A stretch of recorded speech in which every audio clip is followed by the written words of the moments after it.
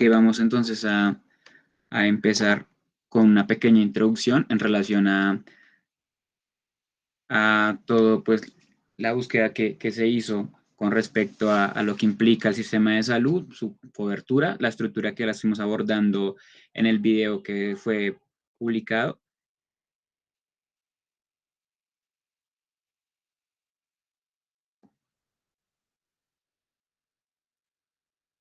Me dicen si ven la presentación. Claro que sí.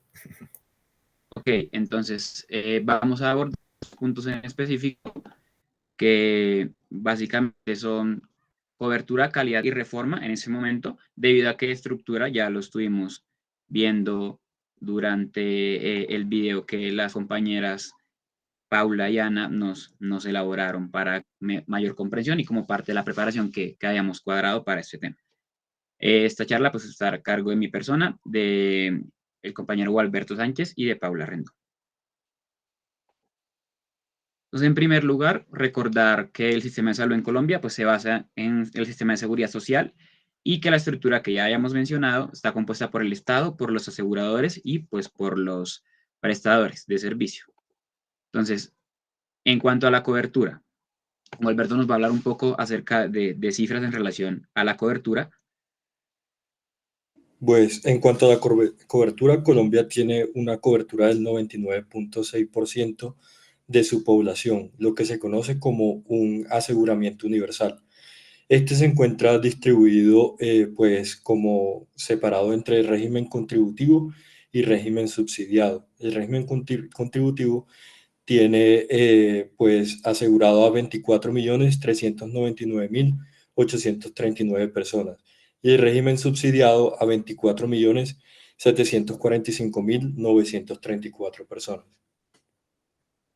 Bien, ahora, esas cifras o por lo general estamos acostumbrados a escuchar que la cobertura del sistema de salud es universal, que pues es lo mejor y de hecho muchas veces se evalúa la eficiencia de este sistema en relación a la cobertura, puesto que es bastante, es amplia. Sin embargo, no está de más uno echarse una pasada, revisar un poco la relación que se tiene en la distribución de esta cobertura alrededor del territorio nacional y podemos ver que dicha cobertura universal no aplica para todos los departamentos, no aplica para todo el territorio e incluso hay una buena parte del territorio que cuenta con una cobertura menor al 50%. Eso es muy importante precisamente para tener en cuenta que los servicios y demás no van a llegar de la misma manera a todas las zonas del país y que pues podemos ver que sí son pues buena parte del país el que cuenta con menos del 50% de cobertura e incluso muchos de ellos no llegan al 80%, que sería este color que ilustrado aquí. Solo son algunos los que cuentan con una cobertura mayor al 90%, incluso llegando al 100%. Es destacable este dato, puesto que de pronto estamos acostumbrados a creer que el 100% aplica en todo el territorio nacional y vemos que realmente no es así. Ese dato es del Ministerio de Salud y Protección Social de Colombia, que pues podemos encontrarlo en esta página por si alguno quiere acercarse y mirar más a detalle.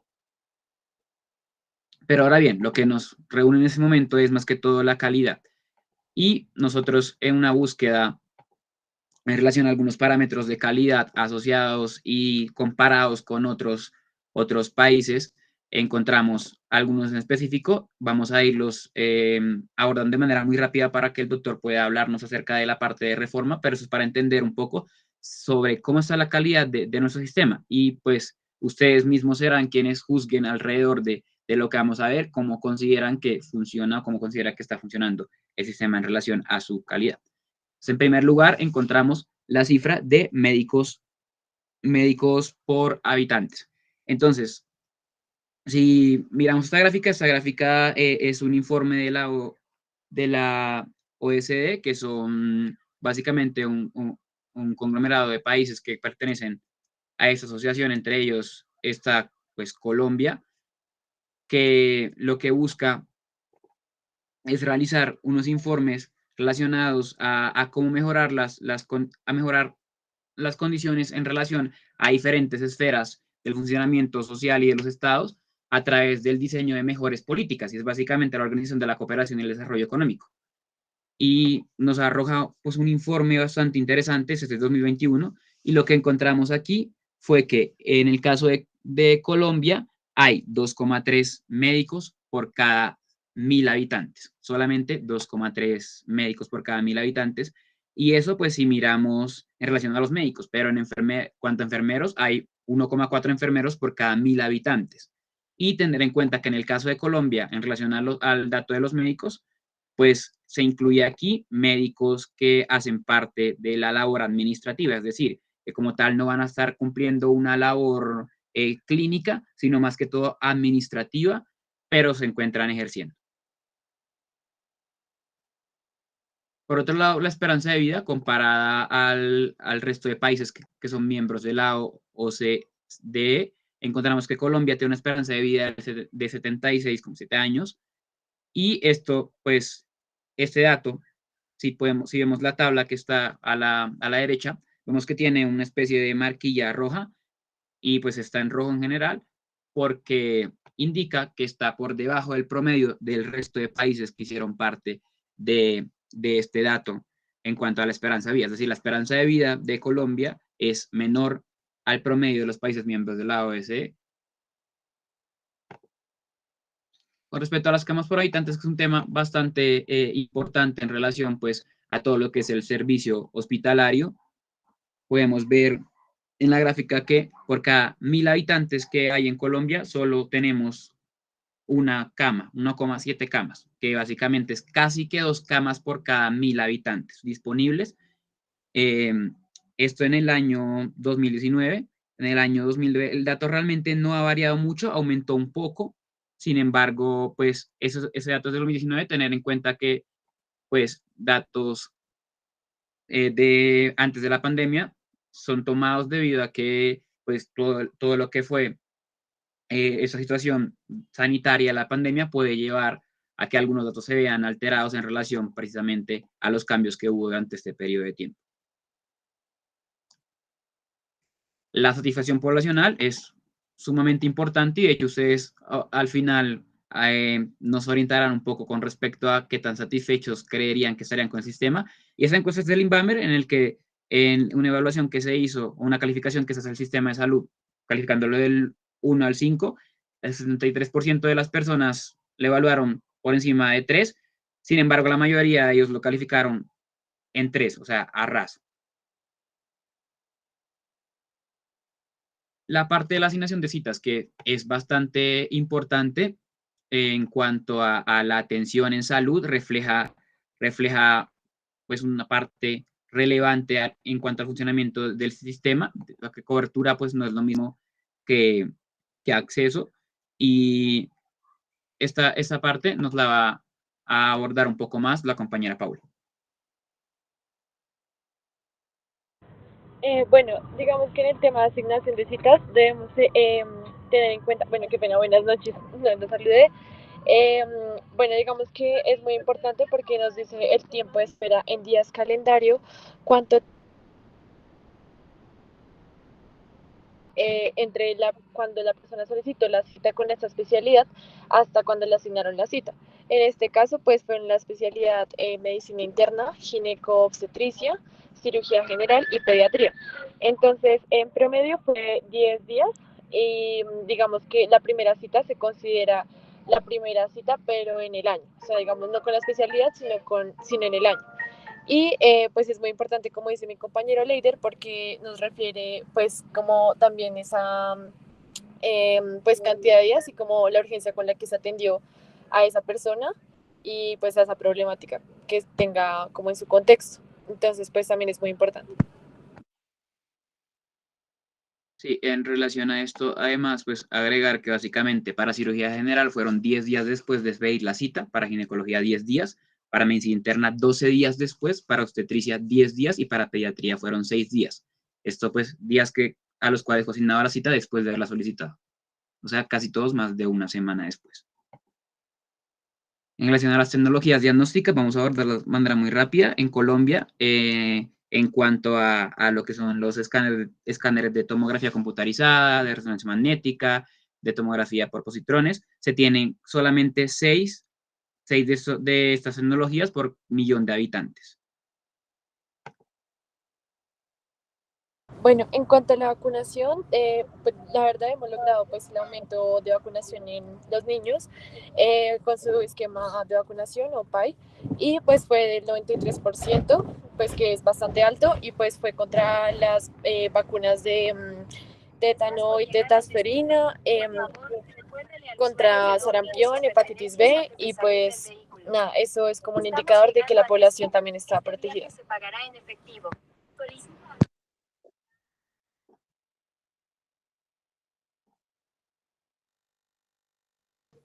En gasto en salud como proporción del Producto Interno Bruto, tenemos que el gasto en salud de Colombia es del 7.7% del PIB, lo que significa que pues se destina del Producto Interno Bruto, se destina aproximadamente el 7.7% al sistema de salud, entendiéndose PIB como el valor total de la producción económica de un país en un periodo de tiempo dado.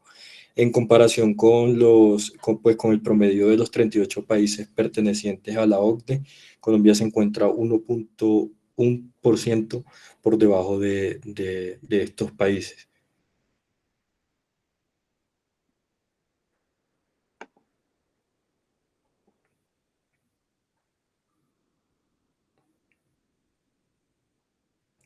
Nivel de precios en el sector salud, pues tenemos que Colombia tiene un índice de nivel de precios en el sector de salud del 32% en relación con el promedio de la OCDE. Pues esto significa que los precios de bienes y servicios de salud en Colombia son aproximadamente un 32% del promedio de los precios de la OCDE, de los países pertenecientes a la OCDE. Y pues en otras palabras, esto pues nos indica que los costos relacionados con la atención médica y los servicios de salud en Colombia son significativamente bajos en comparación con el promedio de estos países. Y pues que la atención médica en Colombia tiende a ser más asequible en términos de precios en relación con estos otros países.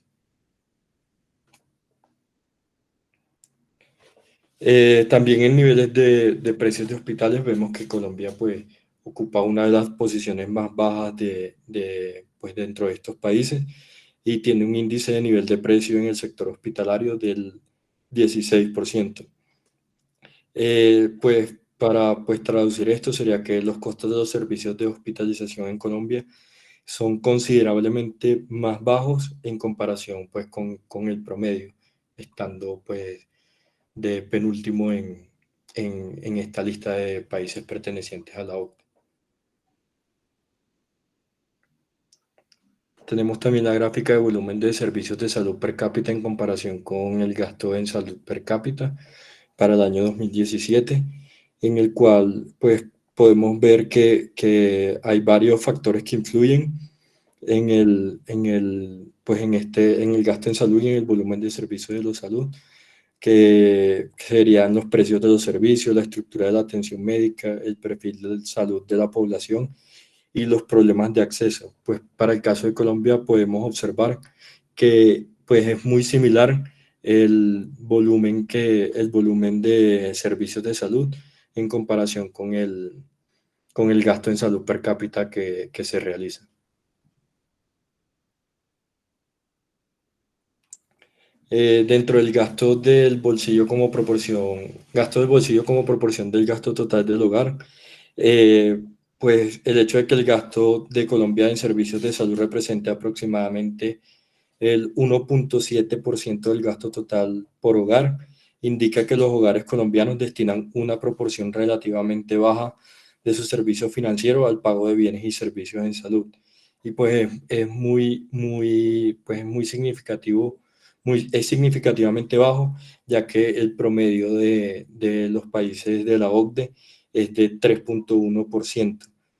Y pues nos indica que en Colombia los gastos en salud son considerablemente bajos en términos pues, de carga financiera para la familia. Y pues si comparamos con otros países, pues podemos ver que la diferencia es bastante.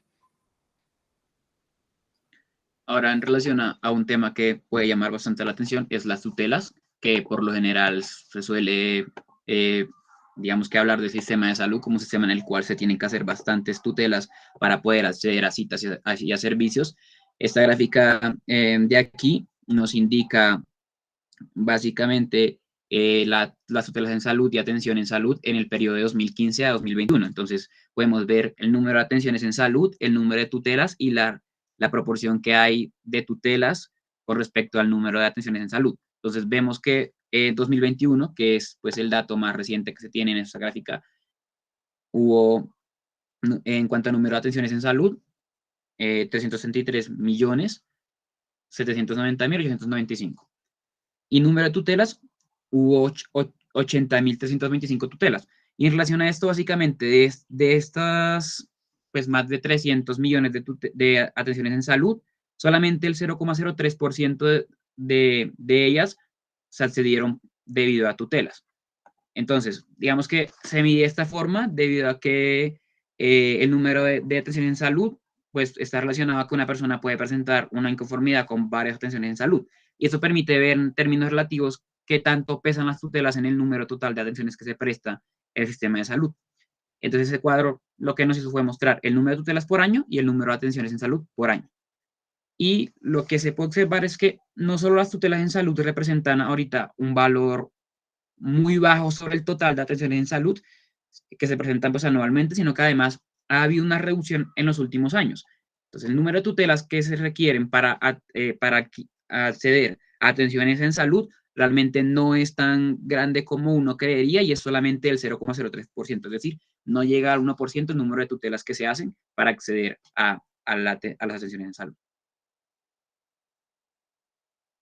En lo que respecta pues, al empleo en salud y trabajo social, podemos ver que en Colombia solamente del porcentaje total de empleos que se tiene para 2019, solamente el 4,2% fueron en relación al área de la salud y al trabajo social. Esto es un indicador un poco pues, importante para nosotros que pues, nos vamos a desempeñar, pues las personas que nos vamos a desempeñar en el área de la salud y el trabajo social, debido a que podemos ver qué tanta proporción o qué tanto porcentaje de empleos en total de todos los empleos que hay en el país son en esta área y realmente fueron muy pocos.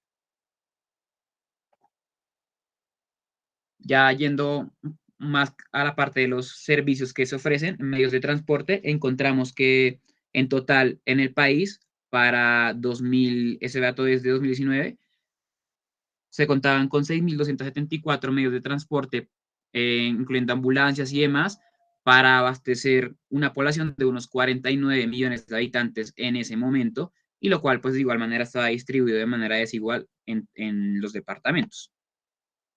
En salas quirúrgicas solamente se contaban con unas 3.069 salas quirúrgicas instaladas para atender unos 49 millones de habitantes. Y en cuanto a sedes de IPS hospitalarias y ambulatorias, vemos que las ambulatorias iban en un número más o menos unos 17.465, las sedes de IPS hospitalarias sobrepasaban los 1.700, entonces, pues, es un dato en relación a este mismo número que ya hemos dado de habitantes, de 49 millones de habitantes, y al igual que la cobertura, como vimos, está distribuida de manera desigual, estas sedes también están distribuidas de manera desigual, sobre todo relacionadas, asociadas con el número o con el porcentaje de cobertura que se tiene por cada territorio. Y las citas médicas por persona, en Colombia se pudo evidenciar que las consultas anuales por persona serán alrededor de unas 2,6. Es decir, que cada persona iba al médico a consultas médicas presenciales alrededor de unas 2 veces, como mucho 3 veces. Entonces, esto indica qué tanto se utiliza el sistema de salud por parte de las personas pues, como un dato anual. Y pues esta es la pregunta en relación a estos indicadores que mencionamos, que cómo calificaremos el sistema, viendo que en relación a los servicios que se ofrecen, los datos son un poco negativos, pero en relación a los costos, los datos son positivos y en relación al personal con el que se cuenta, son un poco negativos, como pudimos ver en los 18 indicadores que escogimos. Ya esta pregunta queda para cada uno de ustedes en relación a cómo calificarían ustedes ese sistema de acuerdo a cómo vieron estos 18 indicadores. Y pues habiendo visto pues más o menos un pequeño sondeo de cómo está la calidad del sistema, pues damos paso al doctor Cal, que nos va a hablar un poco acerca de la reforma y nos va a aclarar dudas que pudiéramos tener en relación ya a lo que vimos en la estructura, que puede cambiar, y en la calidad. Vale, muchas gracias. Pues de verdad, primero antes de dar continuación a la sesión, los quiero felicitar porque es un trabajo exhaustivo, es un trabajo supremamente enriquecedor, sobre todo por la validez de los datos y sobre todo porque nos da un panorama un poco cercano a la realidad que tenemos como sistema. Y antes de empezar a charlar un poco respecto a la reforma, sí me gustaría que al transcurso que vamos desarrollando la actividad, si tienen alguna pregunta, alguna inquietud o que no hay claridad sobre el tema, me pueden interrumpir sin inconveniente. Yo la verdad considero que estos espacios se hacen mucho más fructíferos en el momento en que haya participación de todos y que la idea es que más que presentarles, hacerles una presentación, es como ver unos puntos álgidos o unos puntos importantes que son los que generan mayor duda o cuestionamiento respecto a la reforma. Entonces, dejo también la disposición abierta a quien quiera interrumpirme para hacer alguna pregunta, entonces no hay problema.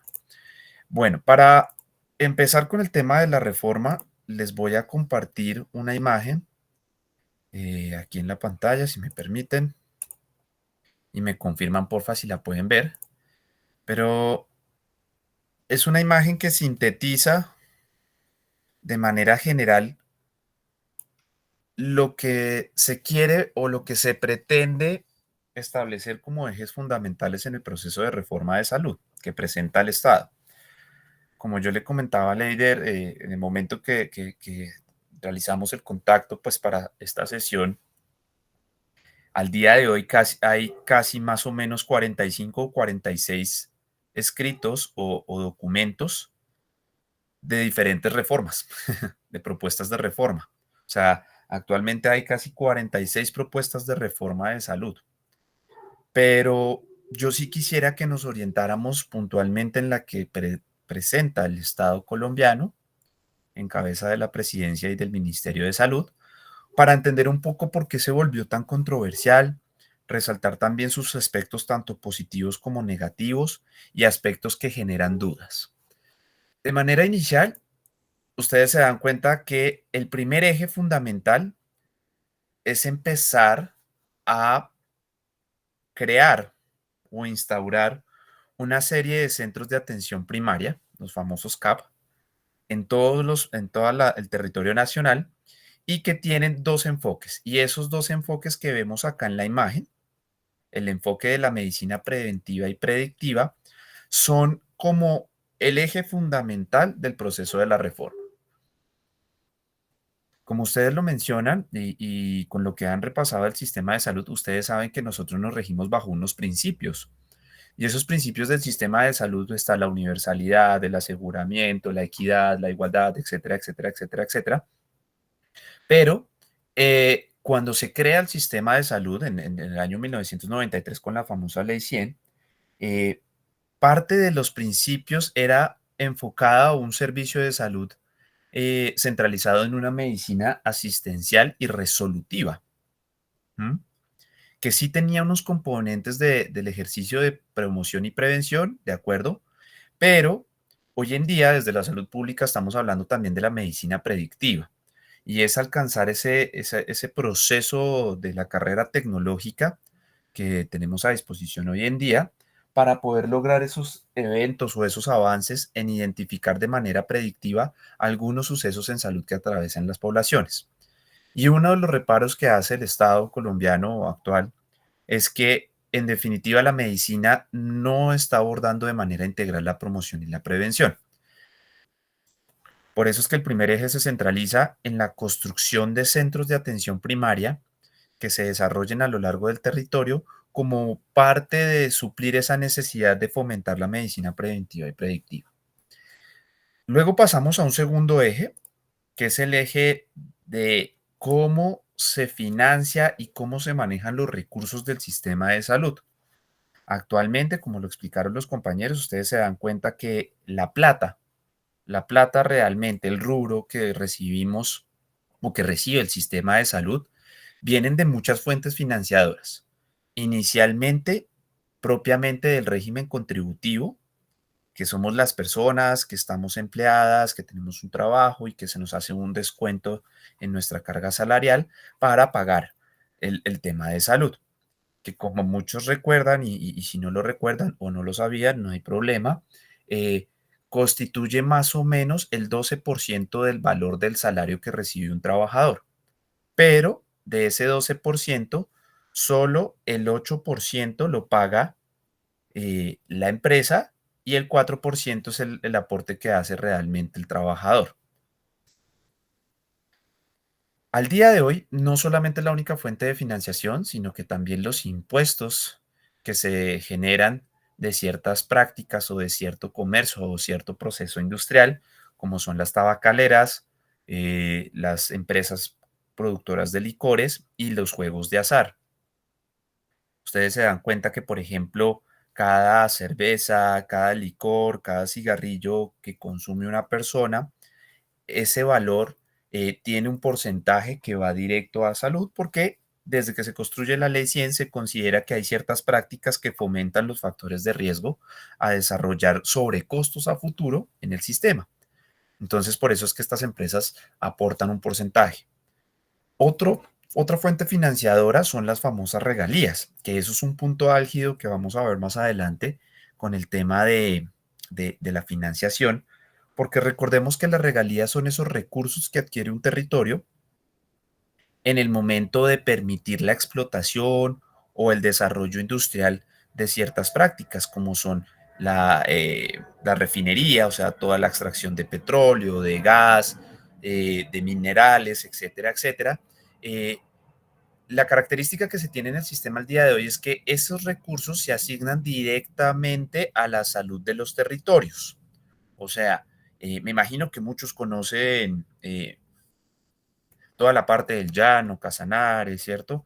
Todas estas zonas, y ustedes saben que son zonas supremamente ricas en petróleo o en este tipo de recursos minerales. Entonces, por permitir la extracción de este tipo de recursos, los departamentos reciben esos dineros, pero esos dineros se tienen que destinar propiamente de manera local. Y uno de los puntos álgidos en el proceso de los recursos de atención es que esas regalías ya no pasarían exclusivamente al territorio, sino que se tienen que repartir a nivel nacional. Ahí hay unas contradicciones que vamos a ver más adelante, pero digamos que es un punto álgido y es uno de los ejes, porque parte de la crítica que hace el Estado actualmente al sistema es que muchos de los recursos se están perdiendo o se están robando, yo creería más robando que perdiendo, por la falta de control o de manejo en los dineros. Entonces, por eso, uno de los ejes es que todos los recursos van a ser administrados directamente por el ADRES. El ADRES es una entidad que en términos generales y para entenderlo de una manera mucho más sencilla, es como si fuera un banco. Es una entidad externa al Estado o al gobierno que se encarga de recibir los dineros y distribuirlos a cada uno de los actores que prestan o atienden o tienen relación directamente con los servicios de salud. Eh, este es uno de los puntos más álgidos también porque hay unos elementos, unos artículos propiamente dentro de la propuesta del Estado para la reforma de la salud, y es que estos recursos en el sistema que tenemos actualmente se giran son directamente a las entidades promotoras de salud o las famosas llamadas EPS y no solamente las EPS, sino las entidades distritales que manejan el sistema subsidiado del país, o sea, secretarías de salud o EPS públicas. Entonces, uno de los puntos álgidos de la reforma es que ese dinero ya no se emitiría directamente a las EPS, sino que faculta tanto alcaldes como gobernadores, secretarios de salud, a ser quienes reciban y distribuyan ese recurso para la atención en salud. Entonces, una de las críticas grandes o una de las incógnitas, yo creería más que críticas, una de las incógnitas es que, pues en el país tenemos un antecedente muy claro de cómo este tipo de actores, no todos, obviamente no se puede generalizar, pero tristemente la mayoría roban este tipo de recursos y más que estos perfiles de actores, por lo general, no tienen un buen balance del manejo de los recursos. Entonces, ese es uno de los otros ejes que genera puntos álgidos desde la reforma del Estado. Pasemos al tercer eje, mejorar las condiciones laborales y ya te doy la palabra. Mejorar las condiciones laborales de los trabajadores de la salud, quienes contarán con estabilidad y educación continua. Este es otro punto álgido en el sentido de que para lograr esto, la propuesta que hace la reforma del Estado es crear un régimen especial y no es un régimen exclusivamente de atención en salud, sino un régimen laboral a cual estaríamos adscritos todos los profesionales de la salud, pues entendiendo un poco el modelo de la reforma que se plantea y que lo vamos a ver más adelante.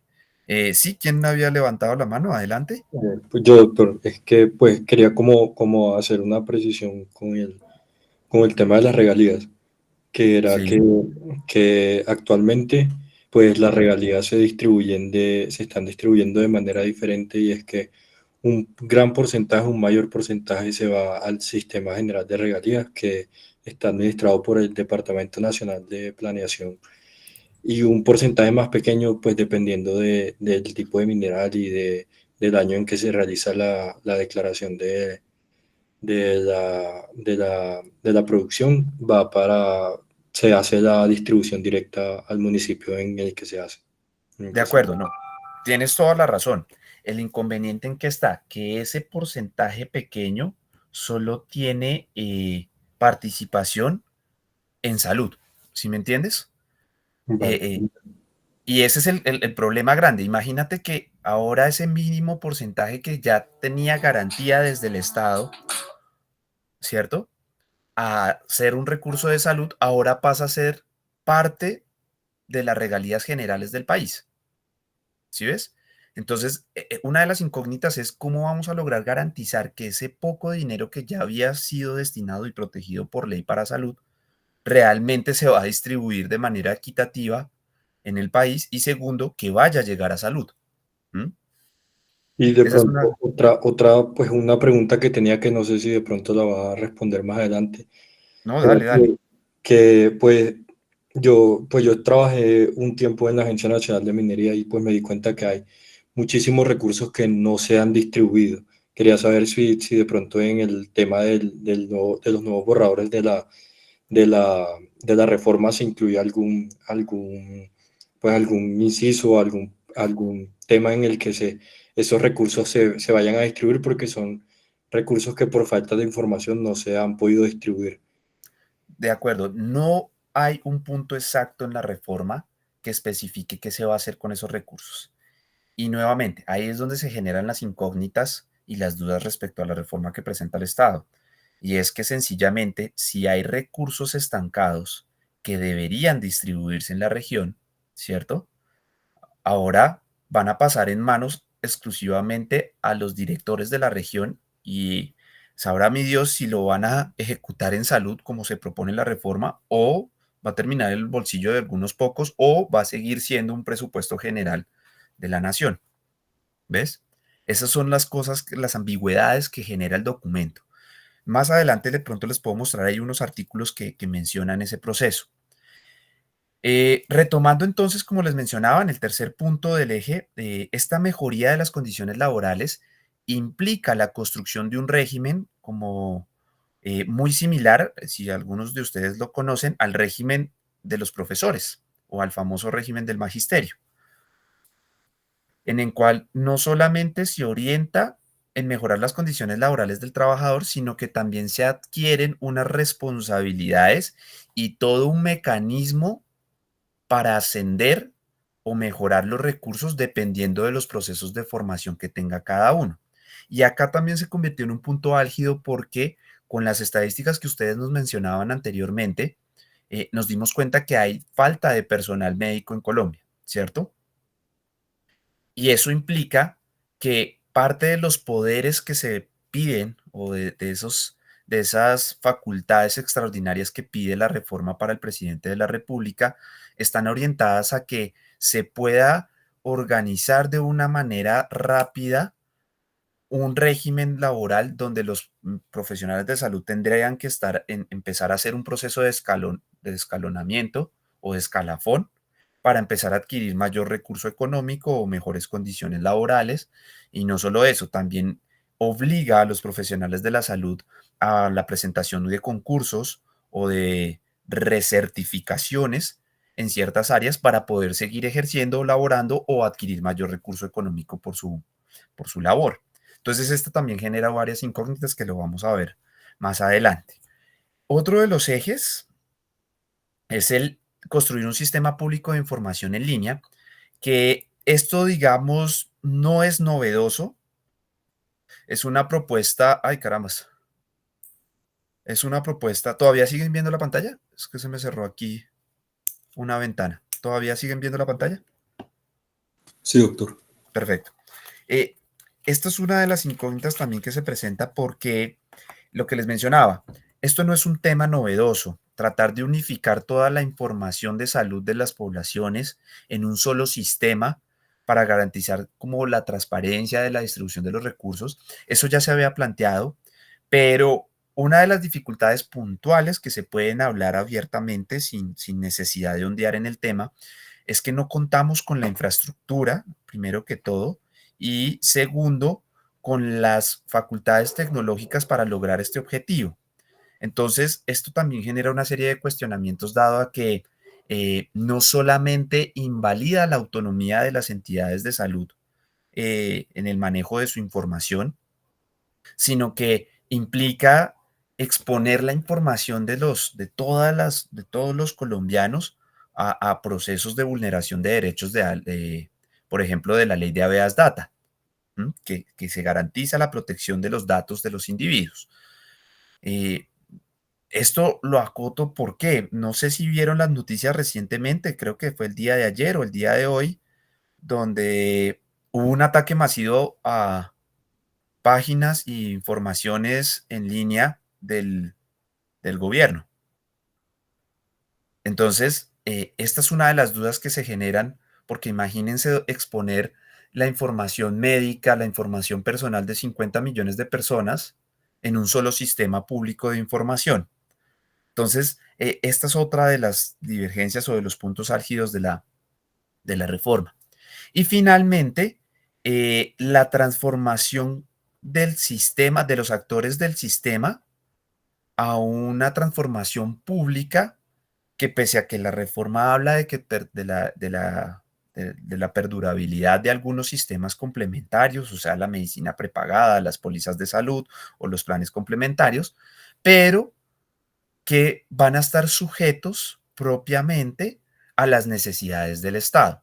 Entonces ahí surgen nuevas incógnitas como, por ejemplo, entonces, ¿esto no generaría procesos de mayor inequidad en el país?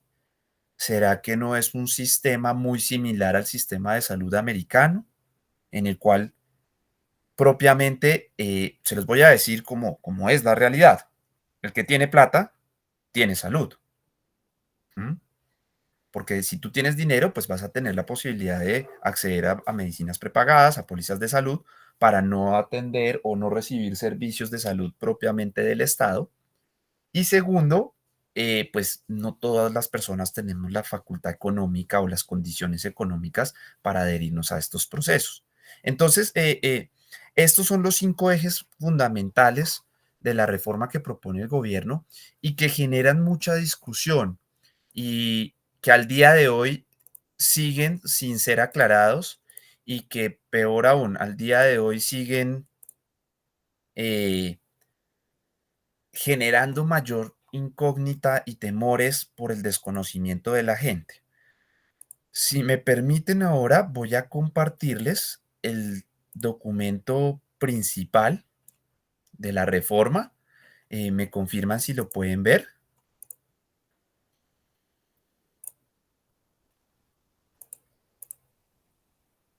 Sí, doctor. Perfecto. Este documento que les estoy proyectando es el documento que presenta el gobierno nacional como propuesta de reforma y que es el que da los pilares para la discusión que se está desarrollando actualmente en el Congreso y en el Senado, en todos los actores políticos de la toma de decisión. Y vamos a ondear cada uno de los ejes que vimos ahorita y vamos a ver algunas cosas que están explícitas en el documento y que no solamente generan más dudas. Primero, tenemos que tener claras las definiciones que plantea la reforma y que empiezan a transformar esos actores que conocemos propiamente del sistema que tenemos actualmente. Y el primero es esto, los determinantes sociales. Muchos de ustedes, y me gustaría saber si conocen cuáles son los determinantes sociales de la salud. Ese logo ese dibujito que les enseñamos a ustedes en las sesiones de salud pública o de medicina comunitaria, donde hay una serie de determinantes que se supone que interfieren en el desarrollo de los procesos de un bienestar o de una salud colectiva. Dentro de ellos está el acceso de agua potable, condiciones sanitarias, seguridad alimentaria, derecho a una vivienda digna, condiciones de trabajo dignas, medio ambiente sano, acceso de transporte, acceso a educación, recreación. Si ustedes se dan cuenta, estos determinantes de salud son los que nos han impuesto desde la Organización Mundial de la Salud, pero en el sistema actual de salud que tenemos no se abordan de manera explícita, sino que sencillamente desde los principios del sistema de salud, nosotros lo que hacemos es tratar de abordar cada uno de ellos o hacer unas acciones no directas, sino unas acciones mucho más generales para disminuir la repercusión de la falta de estos determinantes. Y el primer cambio que nos propone la reforma es que los principios de salud que tenemos actualmente, los principios del sistema de salud, no responden propiamente a todas estas directrices. Por eso una de las preocupaciones grandes que tenemos es que el sistema de salud ya deja de ser un componente propiamente del Ministerio de Salud, sino que pasa a ser un componente del Ministerio de Trabajo, del Ministerio de Educación, del Ministerio de Hacienda, ¿sí? Del Ministerio de Transporte. Entonces, obligaría, perdón, a todos los actores que manejan las carteras de los ministerios a aportar y a empezar a trabajar con el sistema de salud para mejorar estos determinantes. ¿Qué problema genera eso? Pues obviamente lo que estamos hablando es desde versiones hipotéticas porque la precariedad que presenta el documento realmente no puntualiza en muchas dudas eh, y que en definitiva solo lo llevan a uno a generar hipótesis o a generar especulaciones, pero que pues se pueden hacer evidentes con todo lo que hemos vivido actualmente en la discusión. Entonces esto lleva a un proceso álgido y el proceso álgido empieza en esto. Permítanme, aquí de donde lo tengo, este. Lo que hablábamos de los recursos de las entidades administradoras del sistema de salud, el famoso ADRES.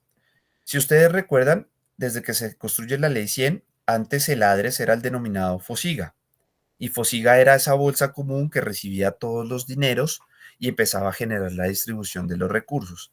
El ADRES, el problema es que, como ustedes se dan cuenta, eh, es una entidad que sencillamente administra los recursos y cuando hablamos de administrar los recursos, ya no solo se va a encargar de mandar los dineros, sino que también va a tener la facultad ¿m? De hacer un proceso de administración de fondos públicos. ¿Eso qué quiere decir? Que en el día de mañana, si se llegase a aprobar la reforma tal cual como está, el ADRES va a tener la disposición, por ejemplo, de decirle al Ministerio de Transporte: oiga, necesito recursos para seguir impactando en el determinante de transporte. Entonces voy a extraer dinero de usted sin ninguna repercusión, sin ningún control, para poder manejarlo allá. Entonces, vean que esa es una de las facultades que se anexan al ADRES. Ahora, no solamente eso, lo que yo les decía, el ADRES va a tener la facultad de abrir dos cuentas. Una que es la atención primaria integral resolutiva en salud, que es un nuevo término que se adquiere para los actores de salud, los famosos APIRS, y el fortalecimiento de la red pública para la equidad. Entonces, ahora, esos recursos, toda esa plata que recibimos para salud, no solamente se va a ir exclusivamente para la atención, sino para empezar a fortalecer la red pública de atención. ¿Eso qué quiere decir? Construir hospitales, construir centros de salud, etcétera, etcétera. Pero la pregunta del millón en este momento es si escasamente la plata que se recibe actualmente subsidia o es justa para la atención en salud. Imagínense ahora qué significa que yo coja ese rubro, lo parta en dos y no solamente tengo que hacerlo rendir para la atención en salud, sino para garantizar la construcción de la infraestructura o el fortalecimiento de los recursos que se requieren para atender. Esa es una de las grandes incógnitas porque implica entonces que si teníamos 100, voy a dar una cifra como para poder entenderlo. Si teníamos 100 millones de pesos para la atención, con esta nueva perspectiva que nos ofrece la reforma, pues ya no van a ser 100 millones exclusivos para la atención, sino que me toca coger 50 millones para solo la atención y 50 millones para garantizar todos los proyectos de infraestructura que yo estoy ofertando en la reforma. Entonces eso genera muchas dudas y más porque ustedes saben que el día de hoy tenemos una dificultad económica para garantizar recursos de atención. Ahora imagínense coger esa misma cantidad de dinero y no solo distribuirla para la atención, sino también para la infraestructura. Entonces, a grandes rasgos, ese es uno de los inconvenientes de la financiación. ¿Mm? Miren lo de las fuentes que estaba preguntando el compañero ahorita y que nos estaba haciendo mm, esas aclaraciones.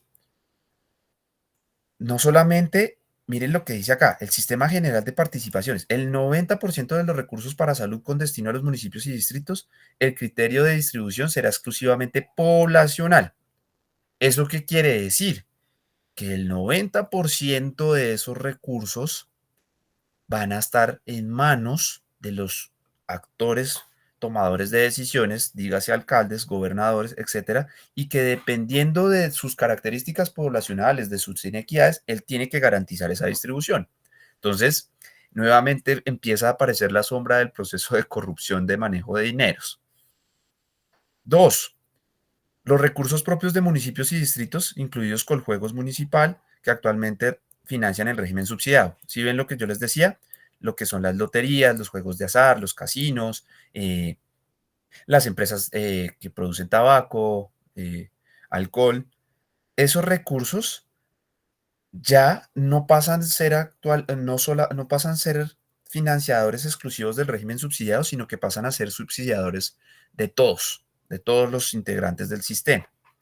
Y la mayoría de recursos serán destinados a la atención primaria integral resolutiva en la salud, no solamente de la población de nosotros, sino que hay que empezar a tener en cuenta también otros actores que están inmersos en nuestra sociedad, como es la población migrante o flotante.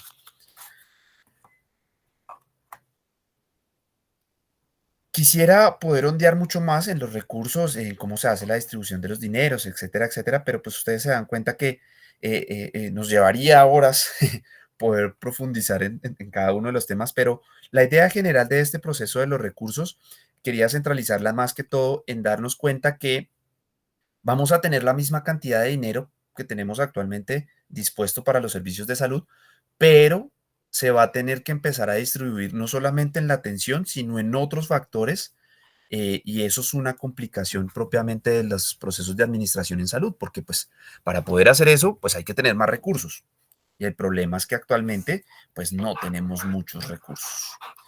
Otro punto que quiero resaltar, que ya es más pensando en cómo se va a modelar el sistema, es cómo se van a prestar los servicios.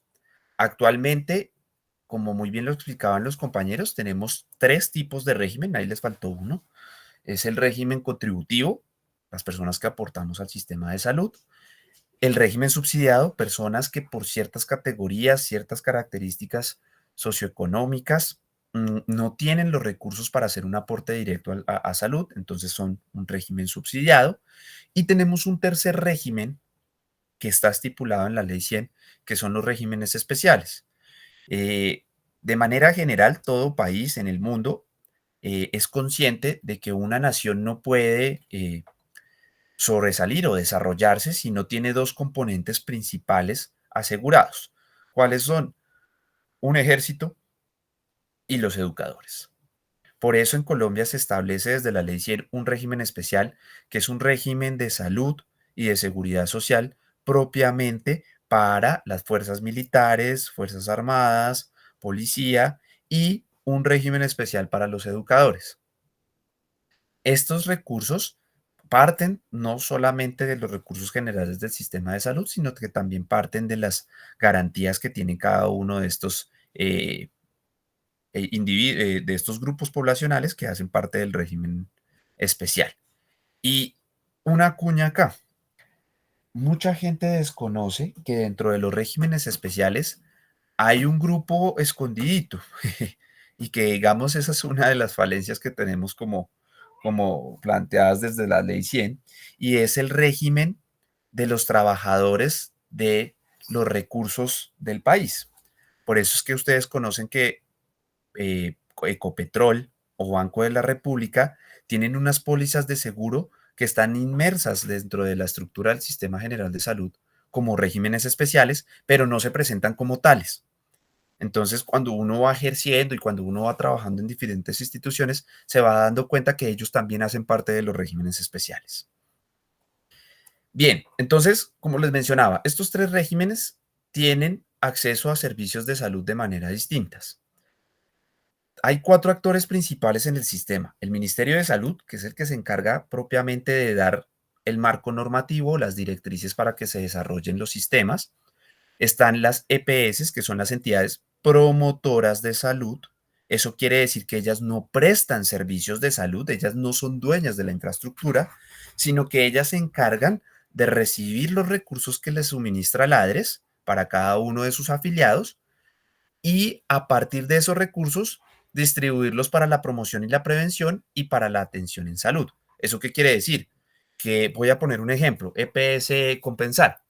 Compensar es una entidad promotora de salud que recibe el dinero que se le asigna a sus afiliados y Compensar se encarga de toda la gestión administrativa y de conexión con el tercer actor del sistema, que son las famosas IPS, que son las instituciones prestadoras de salud, que ahí sí hablamos de los hospitales, las clínicas, los laboratorios clínicos, todas las entidades que prestan algún servicio asistencial en salud.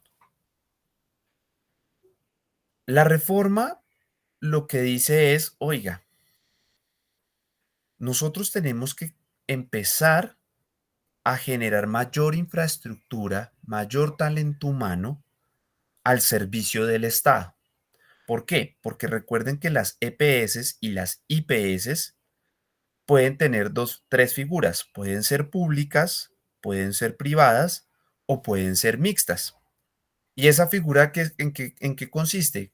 Que al ser entidades públicas, pues tienen que garantizar la atención de mayor servicio, sobre todo al régimen subsidiado, pero también las personas del régimen contributivo pueden acercarse a estas instituciones. Al ser privada significa que exclusivamente los afiliados que estén adscritos a esa EPS pueden recibir los servicios completos de salud. Y al ser mixta significa que no todos sus afiliados son propios del régimen contributivo, no todos son propios del régimen subsidiado, sino que pueden compartir tanto personas del régimen contributivo como el régimen subsidiado. Entonces la prestación de los servicios de salud aquí se transforma. ¿Por qué? Porque en definitiva lo que se pretende desde la reforma es que la mayoría de las instituciones prestadoras de los servicios de salud, o sea, lo que llamamos IPS, pasen a ser propiamente instituciones de salud del Estado. Y esto es una de las cosas que contradice también mucho o que generan mucha inquietud en la reforma, porque ustedes recuerdan, bueno, ustedes no, porque ustedes están muy jóvenes, pero ustedes le pueden preguntar a sus papás, a sus abuelitos, cómo era el servicio de salud antes de la ley 100. Y es la palabra clave. Antes de la ley 100, el monopolio, o sea, quien controlaba todo el sistema de salud era el Estado. Pero se presentaban las situaciones que tristemente eh, mostraban mayor inequidad en los servicios de salud. Entonces es por eso que mucha gente iba a los centros de salud del Estado, ¿cierto? A los centros de salud que habían en los barrios o en las comunidades, donde presentaban los servicios básicos, pero no había garantía total de los servicios, tampoco había calidad, pero las personas que sí tenían los recursos, o sea, dígase quien pagaba al médico particular o los pensionados que tenían un régimen especial antes de la ley 100, eran los únicos que tenían ese acceso total a los servicios de salud, que eran privados, entre comillas, y también pues generaban mayor inequidad. Los profesores que tenemos más edad y los que tienen más edad que nosotros, por eso ustedes los escuchan decir, por ejemplo, el San Juan de Dios, que en el San Juan de Dios había un piso que era propiamente del Estado, donde había precariedad de insumos médicos, había precariedad de talento humano, y ustedes subían un piso o bajaban un piso y pasaban al piso de los pensionados. Entonces era un piso que tenía todas las camas, tenía todos los implementos, los médicos trabajaban, las enfermeras trabajaban, los enfermeros trabajaban, todos los profesionales de la salud estaban disponibles, pero eso generaba un grado de inequidad. Y por eso la mayor preocupación que genera la reforma es que volvamos a ese estado, donde el Estado, al ser el único que controle los servicios de salud, empiece a generar nuevamente esas inequidades. ¿Mm? Entonces ustedes escuchan las noticias que muchos de las personas que están en contravía de la reforma o muchas personas que tienen todavía esos temores de la reforma dicen es que vamos a volver a como estábamos antes de la ley 100. Entonces, las instituciones de salud del Estado. Estas instituciones sencillamente se van a encargar de controlar todo el proceso de atención en salud. Y ahí es donde viene uno de los miedos más grandes de la gente. Y es por lo siguiente, si ustedes se dan cuenta en este párrafo donde dice para determinar las tipologías y niveles de las instituciones del Estado, se debe tener en cuenta lo siguiente. La relación geográfica entendida como la cercanía del lugar de residencia y de los entornos de la población. Si ustedes se dan cuenta, este es el documento propio que nos enviaron desde el gobierno. ¿Esto qué significa? El primer punto, en que si yo vivo en X localidad, en X barrio, en X lugar, yo estoy adscrito o me van a adscribir exclusivamente a ese centro de salud de atención primaria, ¿m? O a esa institución prestadora de servicios resolutivos y no me voy a poder mover en el sistema. Y eso va en contravía a uno de los principios que están estipulados desde la OMS para los sistemas de salud en el mundo, y es que uno tiene el derecho a decidir en dónde quiere ser atendido. ¿Eso qué implica? Entonces, si tú vives en el estado, en un estrato 6, pues tú vas a recibir tu servicio solo en tu lugar en tu zona geográfica de residencia. 2, ay, no, pero ahora me tengo que trasladar a otra zona de Bogotá. Ah, no, solo vas a poder recibir los servicios porque estás adscrito ahí hasta que no hagas el traslado. Entonces, esta es una de los temores de la población porque, en definitiva, si hoy en día no contamos con una buena infraestructura propiamente pública, pues se van a ver inequidades, ¿no? No es lo mismo el centro de salud que tenemos, por ejemplo, en Usaquén, público, que ustedes lo conocen ahí en la zona más llamativa y turística de Usaquén, al servicio de salud que tenemos, por ejemplo, en el centro de salud de las ferias, ¿m? Que es una zona industrial, es una zona catalogada como estratos 2, y más que eso, nuevamente es industrial. Entonces, las condiciones es lo que genera duda en el sentido de que hasta que no se refuerce una infraestructura, una garantía de recursos o de talento, pues no se puede encasillar a la población en un solo sitio de trabajo, de servicios de salud, perdón. Y lo otro son los costos y funcionamientos de la inversión. Yo creo que por aras de tiempo no les voy a mostrar esas propuestas económicas que nos presenta la reforma, pero para que me crean, más o menos la construcción de cada centro de salud que propone el gobierno, que él pone en la reforma en la totalidad de construcción de 2.300 centros de salud a nivel nacional, pero cada centro de salud solamente para su creación constituyen más o menos 700, 800 millones de pesos, solo para construirlo. Y para sostenibilidad, más o menos son 200 millones de pesos mensuales. Entonces, hagan el cálculo e imagínense cuánto tiempo y cuánto dinero nos costaría llegar a alcanzar la totalidad de los 2.300 centros de salud. ¿Vamos bien? Me excusan si me extiendo o si voy muy rápido o, o- o si no hay claridad en algunos términos, porfa, háganmelo saber y me interrumpen, no se preocupen. Ese silencio de la virtualidad en el que uno se siente un poquito solo. Muchachos, No, ¿cómo van? ¿Bien? No hay preguntas tontas. Sí, sí, se está entendiendo. Yo tengo una pregunta claro, dale. en relación a los porcentajes del sueldo, o sea, el porcentaje del sueldo que uno, pues que los trabajadores obtienen. No se va a ver alterado eso. Digamos que se mencionaba que la empresa pagaba el 8% y del sueldo del trabajador salía alrededor del 4%, creo que un 4 punto algo, Ujú. no recuerdo bien. Sí, sí, sí. ¿Esos porcentajes se mantienen o qué pasa con Esos, eso?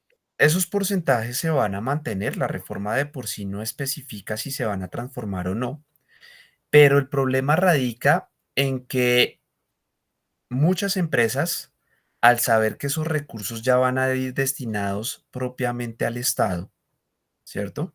Y que ya no solo van a encargarse de cubrir la salud de la persona que está aportando de su núcleo familiar, sino también parte de ese dinero se va para el régimen subsidiado, implica que muchas de las empresas estaban diciendo, no, pues como ahora ese dinero va directamente al Estado, pues eso lo tiene que asumir el trabajador. ¿M? Entonces, una de las incógnitas que deja la reforma es, si eso es cierto, pues en definitiva ya no dejaríamos de pagar solo el 4% de los trabajadores, sino que tendríamos que pagar el 12%. Entonces, eso es una de las molestias que se generan en el, en el medio laboral y que también genera molestias en los trabajadores.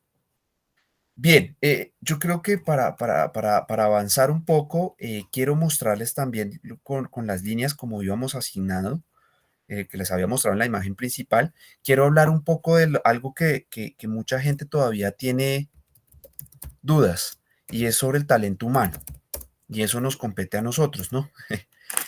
Y es este capítulo que propone la reforma. Siéndoles objetivos desde el campo de experticia que tengo, entre comillas, que es la salud pública, eh, lo que propone la reforma es muy bueno, en el sentido de que la educación superior, o sea, los procesos de las facultades de medicina, se tienen que empezar a orientar, perdón, no solamente en darles a ustedes las competencias genéricas que debe tener un profesional de la salud, sino que esas competencias también tienen que estar encaminadas a generar mejores procesos de atención primaria en salud. ¿Mm? ¿Eso qué quiere decir? Que yo ya no voy a producir o yo ya no voy a generar un conocimiento en los estudiantes de medicina o en todos los profesionales de la salud orientado exclusivamente a que tengan las competencias genéricas, sino que a partir de las necesidades de nuestro país o de las realidades de las comunidades, orientemos esa formación. Y en eso sí, digamos que la reforma en este punto aporta a las necesidades del país porque tristemente hoy en día ustedes se pueden dar cuenta que mucha de la educación que impartimos en las facultades de medicina está orientada más a la vanguardia de la medicina, ¿cierto? Que no está mal, pero estamos dejando a un lado la realidad en la que van ustedes a ejercer. Me explico. Una de las críticas que hacemos nosotros desde Salud Pública en los procesos de educación es esa. Hoy en día ustedes, los egresados de las carreras de salud, salen todos unos duros, unos chachos por ejemplo, en realizar tomografías 3D, en hacer procedimientos de alta complejidad, cirugía hemodinámica, etcétera, etcétera, que no está mal. Pero en el momento en que se enfrentan a la realidad o a la situación sanitaria del país, eh, están quedando muchos vacíos. Mm, No voy a decir universidad, no es el Bosque, no se preocupen, es otra universidad de Colombia. Tuvo ese inconveniente hace un par de años, hace unos 5 años, donde sus egresados son devueltos del servicio social obligatorio, o sea, del rural, porque muchos empezaron a generar malas praxis en temas de atención primaria. Entonces, hubo una alta mortalidad por enfermedad diarreica aguda, por enfermedades respiratorias, porque no tenían los conocimientos orientados a la atención de una enfermedad diarreica o un cuadro respiratorio en niños, que es lo que realmente afecta a las comunidades de una manera más prioritaria. Entonces, ¿qué le pasó a esta universidad? Le tocó recoger a todos sus egresados, volver a fomentar un semestre donde fortalecieran esas capacidades y volver a presentarlos a los servicios. Entonces, por eso creo que este punto es muy bueno de la reforma, pero aquí es donde uno empieza a dudar, porque miren el siguiente capítulo, que es el régimen laboral de los trabajadores. Y para resumirles esto, ¿qué significa? Que si se dan cuenta, al retornar el monopolio del sistema al Estado, implica que todos los trabajadores, si se crea el régimen especial, pasamos a ser trabajadores del Estado. ¿Y esto qué genera? Nuevamente lo que les mencionaba, las personas o los profesionales de la salud ya no vamos a tener tampoco la libertad de poder ejercer en múltiples sitios, porque al ser parte del régimen tenemos que cumplir con las necesidades que se nos estipula en el régimen laboral, como le pasa a muchos docentes que hacen parte del régimen del magisterio. Ustedes se dan cuenta que esos profesores, ya sean de colegios o de universidades públicas, eh, que están inscritos al régimen, solo pueden trabajar en esas instituciones. ¿Mm? Y no hay oportunidad de, por ejemplo, como nosotros, los profesionales de la salud, que uno dice, bueno, trabajo en esta IPS en la mañana y en la tarde trabajo en otra IPS o cojo turnos de IPS en la noche. Entonces, digamos que eso limitaría un poco esa autonomía de poder decidir dónde trabajar y todos estaríamos sujetos a las instituciones públicas.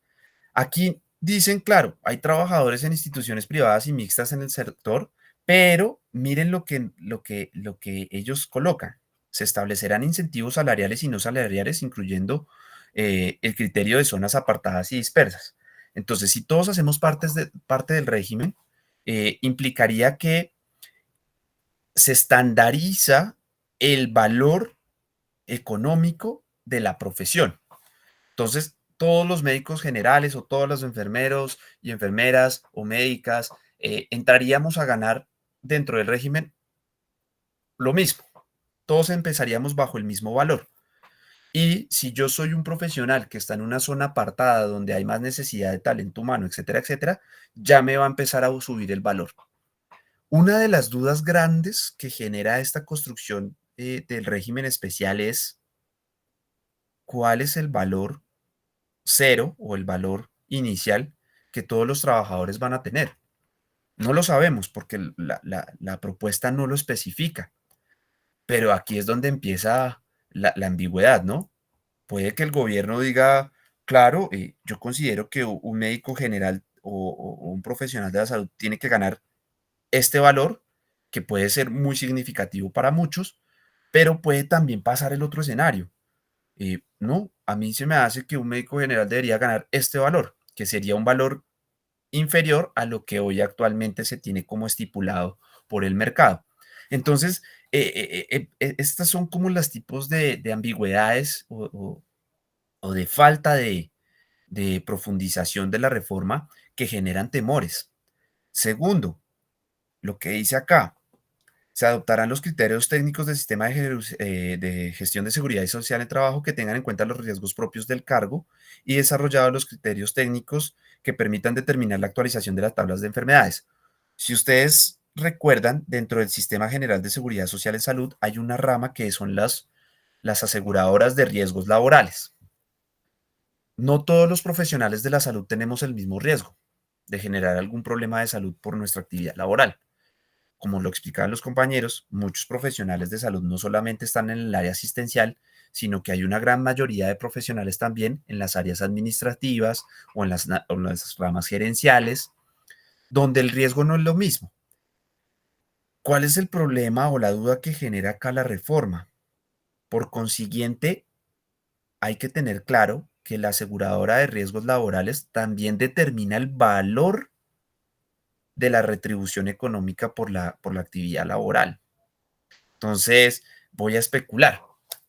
Un coordinador médico hoy en día gana más o menos 6 millones de pesos por su actividad laboral, pero con estos nuevos ajustes de los riesgos, pues las entidades del Estado o las entidades privadas que queden dentro del sistema van a poder decir, no, pues usted como no tiene tanto riesgo, pues yo ya no voy a pagar un riesgo tan alto por usted. Eso significa que yo puedo disminuirle ese valor que le estoy pagando a usted como salario. Entonces, pues eso genera mucho temor porque eso implicaría que muchos profesionales verían disminuidos sus ingresos y no solo eso, también los llevaría a empezar a apropiar otro tipo de áreas laborales en las cuales no han tenido experiencia o no han desarrollado un mayor número de experiencia y esto puede generar un montón de complicaciones en los procesos de atención. Y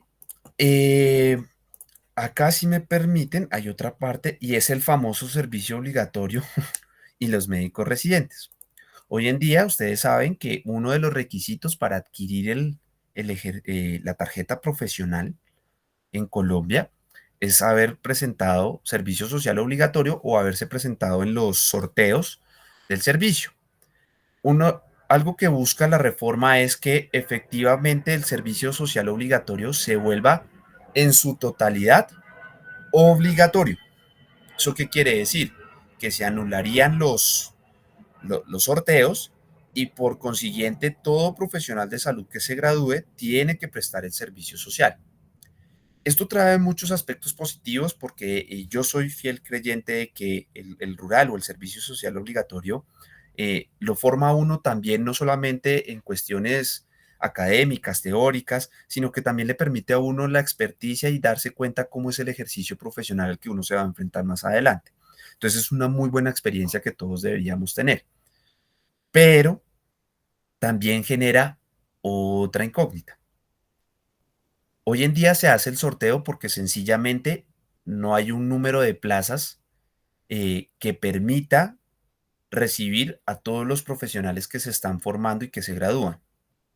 Segundo, si ustedes se dan cuenta, uno de los temores que genera esto es que el servicio social obligatorio ya no va a ser en las instituciones del Estado exclusivamente para servicios de hospitalización, servicios de urgencias, servicios de consulta externa, sino que la mayoría de las acciones que ustedes tendrían que cumplir dentro de su año rural estarían más orientadas a los servicios de atención integral en salud. ¿Eso qué quiere decir? Campañas de promoción y prevención, visitas en los territorios. Entonces aquí se vende la idea de que el médico ya no va a estar exclusivamente en los centros de salud, sino que es un médico que va a tener que ir a conocer su comunidad, va a tener que convivir con la comunidad, identificar todos sus factores que están en el ambiente y tratar de correlacionar acciones para resolver los problemas de salud. Esto es positivo. Yo les comento mi experiencia. Yo hice mi rural en el programa que había en Bogotá, que todavía existe, que se llama Territorios Saludables, los cuales los médicos nos íbamos y nos incorporábamos a unos grupos, a unos equipos que estaban compuestos por enfermería, salud mental, o sea, psicólogos, psiquiatras, trabajadores sociales, ingenieros ambientales, odontólogos. Y esos equipos nos encargábamos de ir casa por casa de nuestro territorio a valorar a la gente dentro de sus viviendas, conocer en qué situaciones vivían. Y digamos que es una buena forma de entender las necesidades de salud de las comunidades. El inconveniente, ¿cuál es? Que una de las falencias de esta propuesta es que no tenemos la capacidad resolutiva. ¿Eso qué quiere decir? Cuando yo iba a las casas, atendía a los pacientes, identificaba las problemáticas en salud, no solamente biológicas, sino de su entorno, etcétera, etcétera, pero yo no tenía la facultad de darles tratamiento, por ejemplo. No podía formular medicamentos, no podía hacer terapias, no podía hacer servicios integrales, por ejemplo, con el ingeniero ambiental para mejorar las condiciones de la vivienda, etcétera, etcétera, sino que sencillamente nos encargábamos de reportarlas y remitirlas. Y el problema de la reforma es que proyecta el mismo modelo. ¿Eso qué quiere decir? Que muchos de ustedes van a estar limitados en el ejercicio real de la atención, sino que sencillamente se van a volver referenciadores de las situaciones de salud. Y pues eso no tiene sentido, pues ya que tenemos la oportunidad de trabajar con la gente, con la comunidad, pues deberíamos tener también la facultad de poder tratarlos. ¿Mm? Y esto es otra cosa que genera discordancia y es los médicos residentes. Ustedes saben que hoy en día los médicos residentes no están obligados a prestar un servicio social obligatorio y muchas de las dinámicas que tenemos hoy en educación es que muchos estudiantes salen egresados de la carrera, salen exonerados de su rural y pasan inmediatamente a la residencia o después de un tiempo pasan a la residencia, se vuelven especialistas, pero no aportan a las acciones sociales. Entonces, lo que estipula este apartado es que los residentes también se involucren en los servicios sociales. Entonces, eso implica que ustedes saben que el promedio de tiempo que gasta una residencia médica en Colombia son más o menos de 3 años a 4 años, dependiendo de la residencia. Y tocaría sumarle un año más para dar cumplimiento al servicio social obligatorio. ¿Mm? Entonces, pues, nuevamente esto vulnera el proceso de autonomía del individuo que tras de que está haciendo un esfuerzo inmenso en formarse profesionalmente, teniendo en cuenta todas las barreras de acceso que tenemos hoy en día para la educación superior. Y no solo eso, costear grandes cantidades de dinero para pagar sus residencias o para pagar sus estudios y salir a trabajar un año donde nuevamente no tenemos certeza de cuál va a ser la retribución. No sabremos si es justa o si es injusta respecto al trabajo. Finalmente, como para tratar de abordar todos los puntos que vimos de manera inicial, permítanme un momentico que se me perdió, es hacer énfasis en esto. Y este es el artículo más polémico y el que genera mayor temor en la reforma, y son las facultades extraordinarias que se le emiten a la presidencia de la República. Y es que estas facultades que generan, primero, miren lo que dice el primer elemento del artículo. Expedir las disposiciones laborales para garantizar condiciones de trabajo justas y dignas con estabilidad y facilidades para incrementar el conocimiento del talento humano en salud, tanto del sector privado como del sector público. ¿Eso qué quiere decir? Que si se aprobara la reforma tal cual como nos la presentan, el presidente va a tener la facultad de, en cualquier momento de poder cambiar las condiciones. Entonces, nuevamente, estamos hablando y especulando. Si el día de mañana la presidencia o el Estado general cree inconveniente que los sueldos o los salarios o que la retribución económica o el patrocinio de formación de talento humano es muy costosa, pues va a decir, no, pues entonces ahora les voy a bajar el sueldo o les voy a subir el sueldo. Y esto no genera estabilidad, sino antes generas una incertidumbre en todos los trabajadores porque ustedes no saben si el día de mañana les van a subir el sueldo o les van a bajar el sueldo o les van a poner mayor requerimiento para escalonar dentro del régimen. Entonces, esta es una de las que genera mayor temor con respecto a las facultades extraordinarias. Miren lo otro. disposiciones laborales de los servidores públicos del sector de salud para garantizar el mérito, así como las condiciones de reclutamiento y selección de los directores de las instituciones estatales hospitalarias. ¿Esto qué quiere decir? Que hoy en día ustedes saben que para adquirir un cargo público y más que todo de administrativo dentro de las instituciones de salud, uno debe presentar un concurso, uno debe ganárselo por mérito, pero con estas facultades extraordinarias puede que el día del mañana el ministerio o la presidencia decida, no, ahora yo quiero poner a X persona a dirigir este hospital o a dirigir esta clínica. Entonces eso implica nuevamente un nicho que no sabemos y no podemos decir que se va a generar, pero pues abre un montón de posibilidades en el cual pues la corrupción se empieza a hacer visible. ¿Mm? Vean esto otro. Modificar y complementar las normas en materia de salud pública. ¿Eso qué quiere decir? Que no solamente va a modificar acciones en pro, sino que también se puede presentar el caso de que diga, no, pues ahora ya no voy a destinar mucha plata para la construcción de infraestructura, sino que voy a mandar toda esa plata para el manejo de una pandemia, etcétera. Y pues bien, uno dice, bueno, un panorama en que permite soluciones rápidas, pero el fantasma de la corrupción y los antecedentes del país se hacen visibles. Y finalmente, esto, dictar las disposiciones y realizar operaciones presupuestales que requiera para capitalizar a la nueva EPS en el periodo de transición. Este es uno de los temores más grandes que hay, porque si ustedes saben, la nueva EPS es una EPS mixta actualmente, pero que sería la única EPS que entraría a operar, porque la reforma rápidamente, para cerrar este punto, también le genera un panorama sombrío a las EPS que hay actualmente. ¿Y por qué? Porque les da solo 3 opciones para adherirse al nuevo sistema que se propone en la reforma. Primero, si la EPS no quiere adherirse al sistema que se está proponiendo, el gobierno le da un lapso de un tiempo que es aproximado de 6 meses para darle la oportunidad de que venda su infraestructura, reorganice su talento humano, reorganice sus recursos de manera autónoma. ¿Eso qué quiere decir? Que si yo no quiero ser, yo EPS no quiero ser parte del nuevo sistema, pues me dan 6 meses para yo buscar un comprador, un, un, una otra EPS o que el mismo Estado me compre.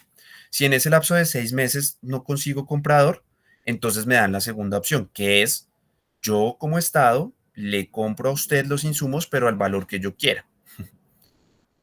Y ustedes saben pues que a nadie le gusta perder. Y si yo no accedo a eso, pasamos a la última resolución que propone la reforma. Si usted ya no me quiere vender, entonces paso a un proceso donde yo lo obligo a liquidarse, eso quiere decir que lo obligo a deshacerse como EPS y usted me tiene que entregar insumos, que mucha gente lo ve como expropiación. Entonces, de manera general, quería hacerles como este panorama general del documento de reforma que se proponen. Nuevamente les comentaba, hay 46 proyectos de reforma, eso quiere decir hay 46 reformas propuestas actualmente en las discusiones del Congreso, pero quería como resaltarles estos ejes que son los que más preocupan a las poblaciones, que más nos competen también a nosotros como profesionales, y invitarlos a que sigan con la discusión y sería bueno que siguieran profundizando como cada una de esas de esos temores o de esas incógnitas que se generan no solamente para la población, para las EPS o los actores o nosotros, sino que podamos seguir informándonos y podamos seguir cuestionándonos, porque como se dieron cuenta, hay puntos positivos, pero también hay puntos que por esa falta de profundidad o de abordaje dentro de la reforma, pues generan más incógnitas y más panoramas. No sé si hasta el momento tengan una pregunta, yo con esto cierro, yo sé que ya deben estar cansaditos, pero sobre todo quería como mostrarles este panorama.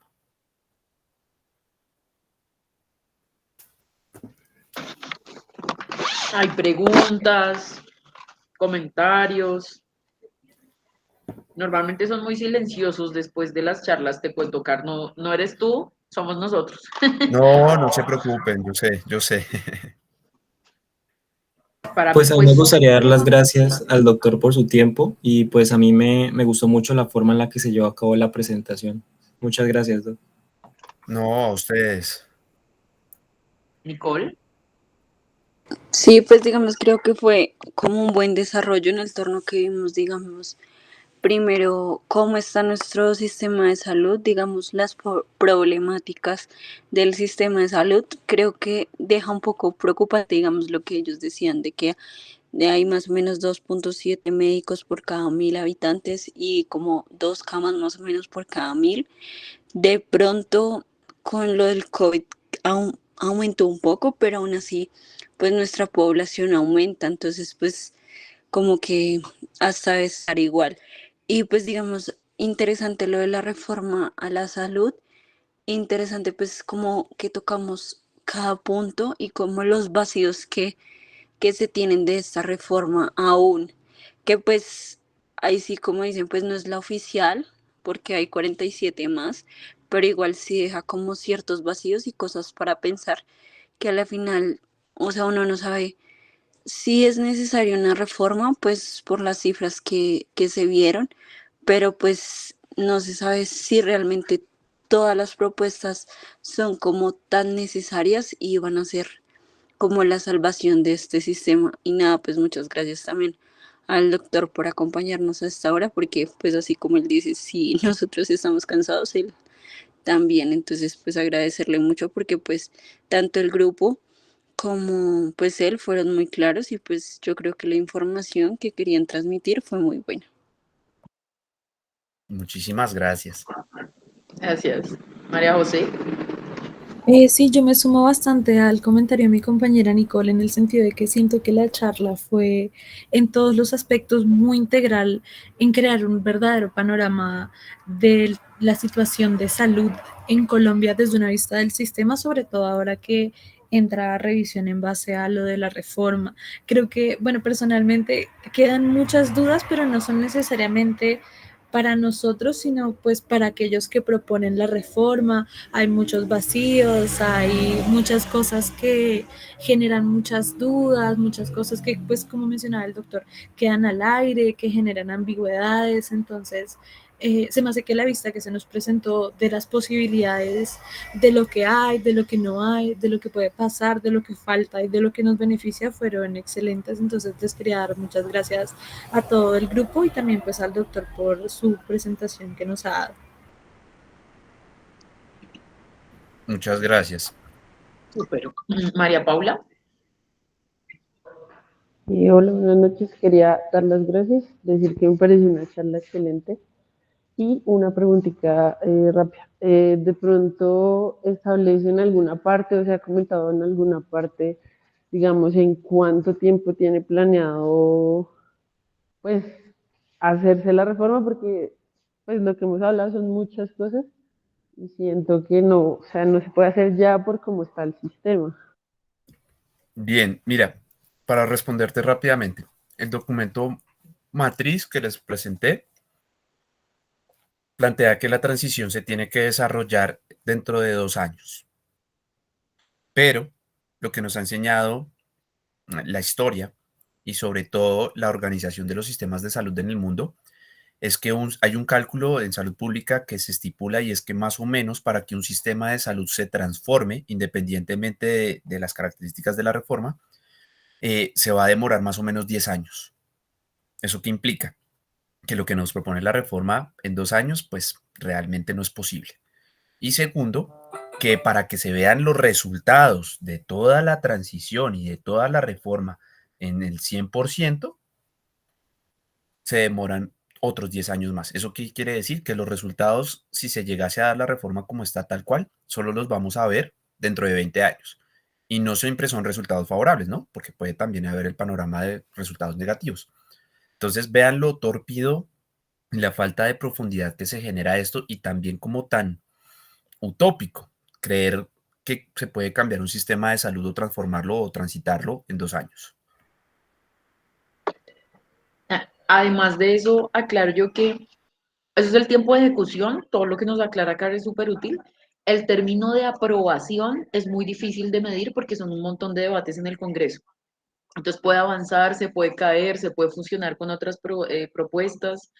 Creo que ahí sí es un ejercicio abrazar la incertidumbre en términos de poder planear si sí la logran aprobar, si sí logra pasar por todas estas discusiones en el Congreso, las fechas mismas de ejecución son muy imprecisas. El gobierno empezó con una coalición general en la que tenía mayorías, pero en este momento tiene las cifras más extrañas en el Congreso para lograr aprobaciones o no.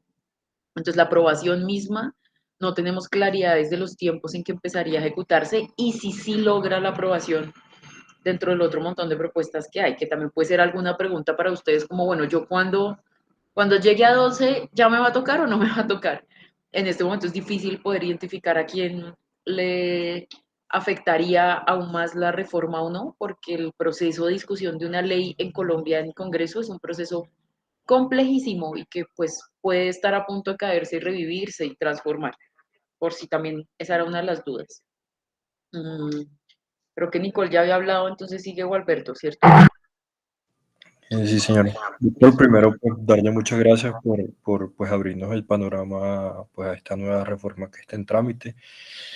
Y segundo, pues yo tenía una inquietud y era que pues tengo entendido que pues hay un porcentaje de ese gasto en salud que se va a medicamentos, que creo que es el 25%. Y de ese una parte se va a la compra de medicamentos eh, biotecnológicos y biológicos y otro porcentaje más pequeño a atención primaria. Pues quería saber con la reforma cómo se ve afectado pues este tema del porcentaje de los medicamentos y pues si tiene un impacto positivo para la atención primaria o positivo para estos pacientes crónicos que requieren medicamentos biotecnológicos. Bien, buena pregunta. Y mira, eso se resuelve rápido. La reforma como tal lo que hace es proponer potencializar la producción de medicamentos e insumos a nivel nacional, ¿cierto? Para disminuir los costos de importación, de sobrecostos, etcétera, etcétera. La duda es, ¿Colombia cuenta con la infraestructura suficiente para garantizar la producción de los medicamentos que se necesitan en el país? Eso es uno de los problemas graves. Por eso ustedes se dieron cuenta que hubo como mucha discusión en torno al INVIMA y de que el INVIMA iba a traer medicamentos de Cuba porque eran más baratos, que no sé qué, y que aquí se iban a hacer laboratorios, ta, ta, ta, ta, ta, ta, ta. Pero vayamos al contexto real. ¿Qué pasó en la pandemia? Se produjeron muchos ventiladores mecánicos como respuesta a la pandemia a nivel nacional, etcétera, etcétera, desde las entidades privadas. Si no recuerdan el caso de la Universidad de La Sabana, conjunto con Acatel, la productora de motos, fueron los que desarrollaron la idea y la patente de desarrollar tecnología propiamente nacional para la pandemia. Pero el INVIMA, ¿qué hizo? No, pues tenemos que cumplir los procesos, entonces para que pueda ser aceptado y utilizado dentro del sistema, pues tiene que cumplir con el seguimiento y la aprobación y la vigilancia dentro de 5 años. Por consiguiente, hoy en día, después de la pandemia, no los pudimos usar y todavía siguen a la espera de poder ser utilizados en el sistema. Entonces, digamos que esa es una de las ambigüedades que se genera. Dos, si se dieron cuenta, por el mismo hecho de la reforma, tratar de homologar el gasto, como tú lo explicaste muy bien, ese gasto está distribuido de esa manera, pero la reforma propone que ese gasto ya no se distribuye de esa manera, sino que sencillamente se compra esa necesidad. Por consiguiente, por eso es que los pacientes crónicos estaban preocupados. Entonces, si se hace más necesario, por ejemplo, eh, comprar medicamentos para patologías agudas o patologías que no son crónicas, ¿qué pasa entonces con los pacientes crónicos? ¿Habrá desabastecimiento de medicamentos? ¿Habrá desabastecimiento de terapias? Esa es una de las incógnitas grandes y si se dan cuenta, dentro de la reforma tampoco especifica qué va a pasar con los crónicos y esa es otra crítica grande. En la reforma en ningún momento se habla de los programas crónicos. ¿Se acaban? ¿Continúan? ¿Se transforman? No lo sabemos.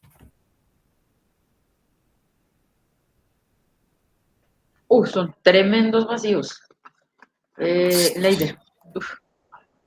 Vale, pues yo quería darle las gracias al doctor por pues, haber respondido la invitación a la charla, por pues, habernos ampliado toda esta información en relación a la reforma, que por lo menos yo no tenía conocimiento de muchas cosas y sobre los vacíos y demás. Y creo que precisamente como ya lo habían mencionado, quedan preguntas que pues obviamente tendrán que resolver el Estado en relación a esa propuesta que hace y que probablemente pues algunas cosas de pronto uno sí lo alarman un poco, otras pues serían buenas opciones y pues claramente todo está ya a disposición de lo que finalmente se decida en todos estos debates, como lo había dicho la profe Irene. Pero pues muchísimas gracias, de verdad. Creo que esto definitivamente fue demasiado útil, sobre todo pues para nosotros que nos movemos en esta área de la salud y pues nos compete de una manera u otra y es necesario que desde ya, digamos, que nos capacitemos para tener en cuenta o para saber por lo menos cómo funciona el sistema en el cual vamos a laborar en un futuro. Muchísimas gracias, doctor. Muchas gracias, de verdad, doctor Carr, fue una excelente charla, nos vamos muy felices, te invitaremos más seguido.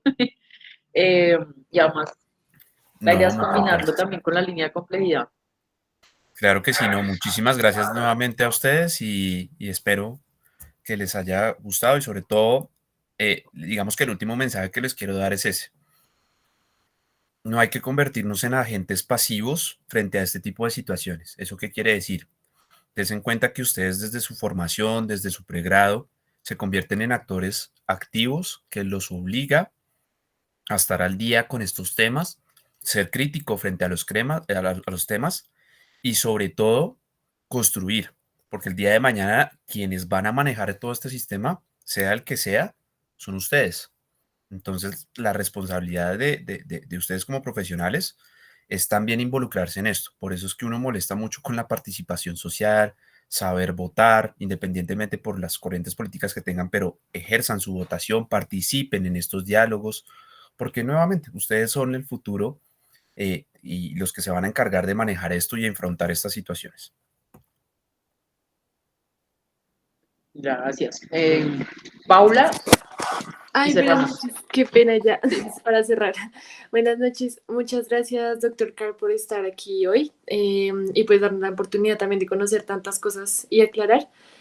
Me gustó muchísimo la charla y creo que es muy enriquecedora también. Lo que dice la profe es muy importante.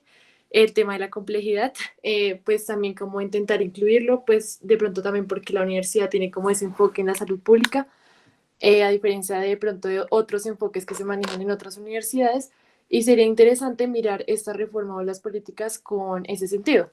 Si tal vez lo estamos planteando en temas de hay un problema y le damos la solución, o realmente estamos viendo cómo son las dinámicas o cómo se mueve el sistema de salud y la gente en Colombia para poder como aprobarla o opinar, o sea, como decir si creemos que es viable o creemos que tal vez no va así, como también el profe nos daba sus opiniones de que pues son cosas que tal vez nos pueden asustar un poco, porque igual yo creo que todo cambio le asusta a uno mucho, más nosotros que pues vamos a trabajar en eso, vamos a vivir día a día, pues para eso estamos estudiando, para trabajar en el sistema. Entonces, pues obviamente nos debe importar mucho. Estoy muy de acuerdo con el doctor Carl. Siempre me he quejado de que en la Facultad de Medicina casi nadie le gusta la salud pública y creo que es un grave problema, pues porque también por eso muchas veces nos han visto la cara, perdón la expresión, pero pues es la verdad. O sea, toca como meternos y realmente como opinar, o sea, no de mala forma, sino como informarnos, opinar, estar en foros, estar aquí con los doctores que nos apoyan. Y ya, profe, muchas gracias. No, muchísimas gracias. Y aquí ya nos vamos encontrando a los que sí nos gusta la salud pública, ¿sí o no, muchachos? Muchas gracias, Car, muchas gracias a todos compañeros. Entonces, por hoy hemos terminado la sesión. Que estén Muchísimas muy gracias, bien todos, doctora Irene. gracias. Buenas noches para todos, que estén muy bien. Un abrazo. Que estén bien, hasta luego, un abrazo.